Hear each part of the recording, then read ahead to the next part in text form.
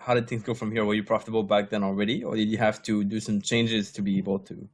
First 2 years it was the classic profit, give it back, profit, give it back.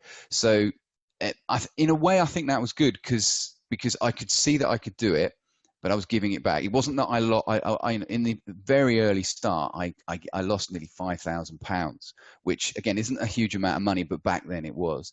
And then once I came out of that, what I was doing was what you see with a lot of traders is that sort of break-even point where they make money, give it back, make money, give it back, and they don't really progress.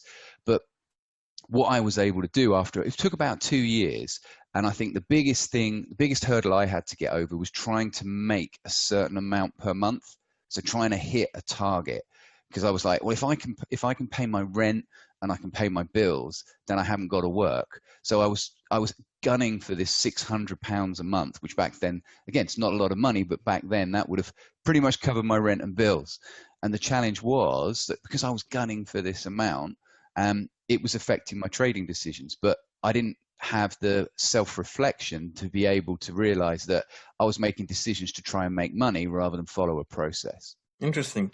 So, what would be your advice for people that are right now break even? What could they do to be able to go beyond that and actually get a little bit better result from break even?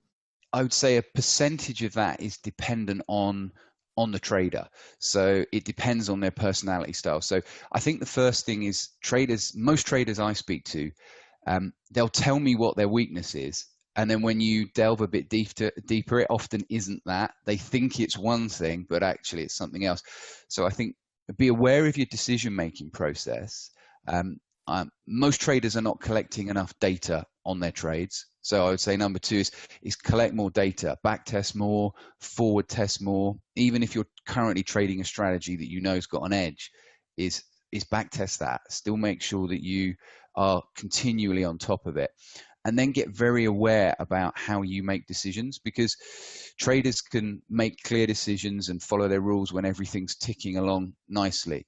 So, they're having, the sort of two winners, one loser, three winners, one loser, winner, loser, winner, loser. But as soon as they go into what I call almost like an extreme, so 5 winning trades, 5 losing trades, they hit a bad run, they hit a good run, that's when very often their decision-making process changes, or they bring in too much discretion, or they see what somebody else is doing and drift off and fiddle and change their strategy at the exact point they need to continue the way they are. So I'd say lots of data, be wary of your decision making process, especially when you're at those extremes of a winning run or a losing run.